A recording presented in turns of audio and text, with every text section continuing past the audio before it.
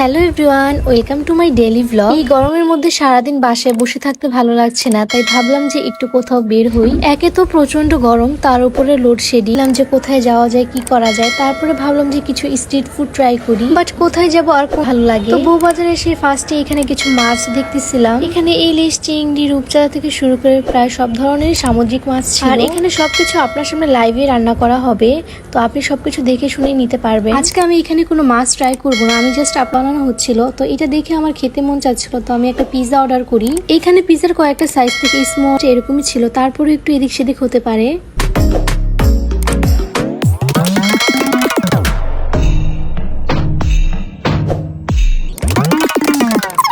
একটা ভিড় ছিল, তাই পিৎজা অর্ডার করে আমি চলে যাই ফুচকা খেতে। আমি ফুচকা অনেক বেশি পছন্দ করি, আর এখানে এসে দেখি যে পানিপুরি আছে, তো এখানে আমি পানিপুরি ট্রাই করতেছিলাম, আর এখানে দেখতেছিলাম যে কি কি টক আছে।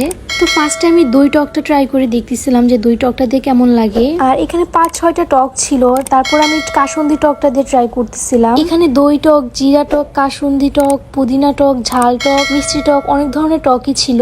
সাথে নাগা টকটাও ছিল। আমি যেহেতু একদমই ঝাল খাই না, তাই নাগা টকটা আমি ট্রাই করি। তাদের কাছে হয়তো বা এই জিরার টকটা ভালো। খেতে খেতে এখানে আমার পিৎজা একদম রেডি হয়ে গিয়েছিল। তো পানিপুরি খেয়ে এখানে আমি পিৎজাটা ট্রাই করে দেখতেছিলাম। ওনারা এখানে পিৎজার সাথে সস আর মিউনিস দেয় সাথে। আমার কাছে পিৎজাটা একটু বেশি নরম মনে হয়েছিল, but the test was really so good. Pizza খাওয়া শেষ করে এখানে আমি রুটি আর মাংস দেখতেছিলাম।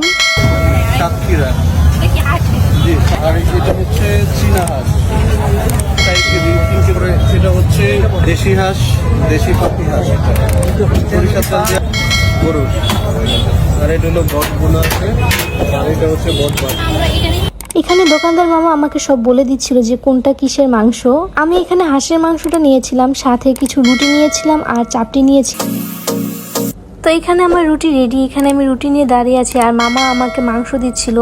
এক প্লেট হাঁসের মাংস প্রাইস ছিল 350 থেকে 400 টাকা। তো এখানে আমি রুটি আর চাপটি দুইটা দিয়ে ট্রাই করে দেখছিলাম যে কোনটা দিয়ে বেশি মজা লাগে। আর আমার হাঁসের মাংস এমনিতে অনেক বেশি পছন্দ, আর ট্রাস্ট মি গাইস, হাঁসের মাংসটা এত বেশি মজা ছিল যে আমি এখন ভিডিওটা এডিট করতেছি, আমার এখন আবার খেতে মন চাচ্ছে। হাঁসের মাংস টেস্টটা অনেক বেশি মজা ছিল। আপনারা যদি কেউ বউবাজারে যান, তাহলে এই হাঁসের মাংসটা একবার হলেও ট্রাই করবে। এই গরমের মধ্যে মাংস খাওয়ার পরে আমার মনে হচ্ছিল যে আমার গরমটা আরো দ্বিগুণ বেড়ে গিয়েছে। তো এখানে অনেক সিজনাল ফ্রুটস এর শরবত বিক্রি করতেছিল। আমি এখানে আমার পছন্দের আমের শরবতটা অর্ডার করি। কাঁচা আমের শরবত আমার অনেক বেশি পছন্দ। এই গরমের মধ্যে ঠান্ডা এক গ্লাস শরবত খেয়ে মনে হচ্ছিল যে প্রাণটাই ফিরে এসেছে। আর এখানে যেহেতু সব স্ট্রিট ফুড পাওয়া যায়, এখানে মানুষজনেরও ভিড় অনেক বেশি। তো এত হাঁটাহাঁটি করে এত ভাজা পোড়া খাওয়ার পর যখন এই ঠান্ডা এক গ্লাস আমের শরবত খেলাম, তখন পুরো রিল্যাক্স লাগতেছিল। তো এখানে আমের শরবত খেতে খেতে সোজা বাসায় চলে যাই। তো এটাই ছিল আজকের আমার বউবাজারের ব্লগ। এই ব্লগটা সবার কাছে কেমন লেগেছে সবাই কমেন্ট করে জানাবেন। আর সবাই সুস্থ থাকবেন, ভালো থাকবেন।